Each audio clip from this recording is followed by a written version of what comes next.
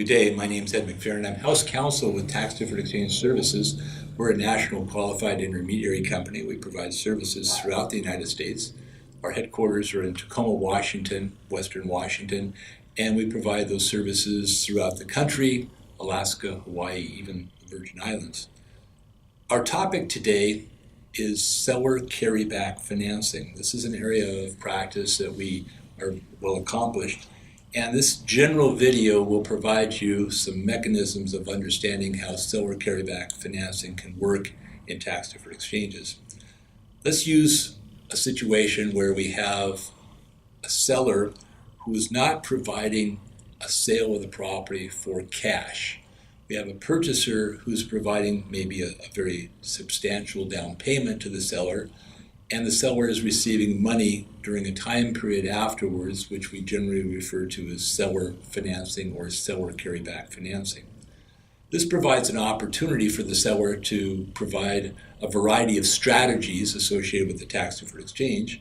And one of the strategies is where we take the down payment and that becomes the source of the tax deferred exchange money. In that case, we bifurcate the transaction, which means we break it into two parts.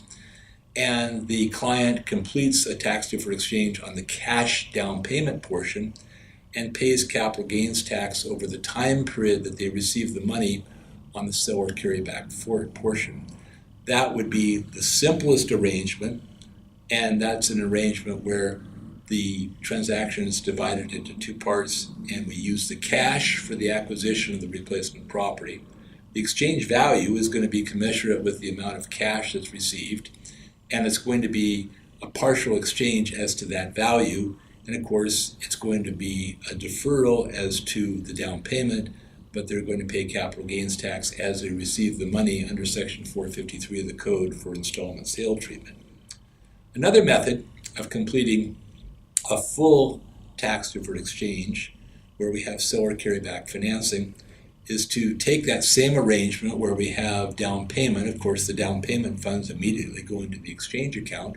But another strategy is where we sell the promissory note and debt instruments to a third-party purchaser.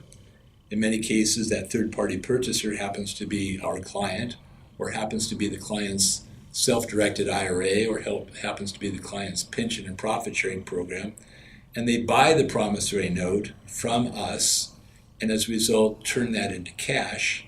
And we take the cash that came from the down payment, add to that the cash that came from the sale of the paper, and we complete a tax deferred exchange utilizing the cash proceeds from both sources in order to complete the transaction.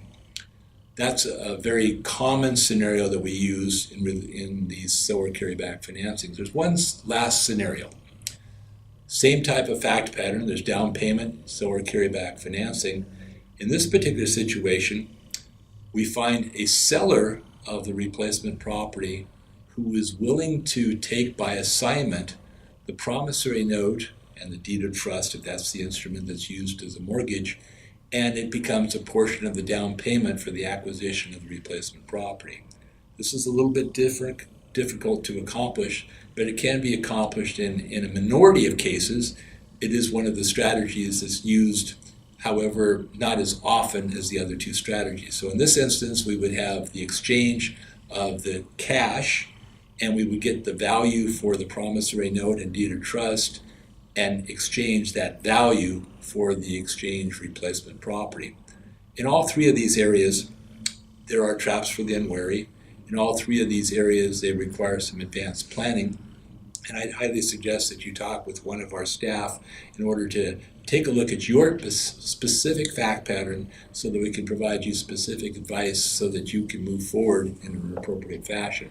Again, seller carryback financing is a portion of our practice. We're highly accomplished in this area, and we can provide you advice specific to your transaction. Good day.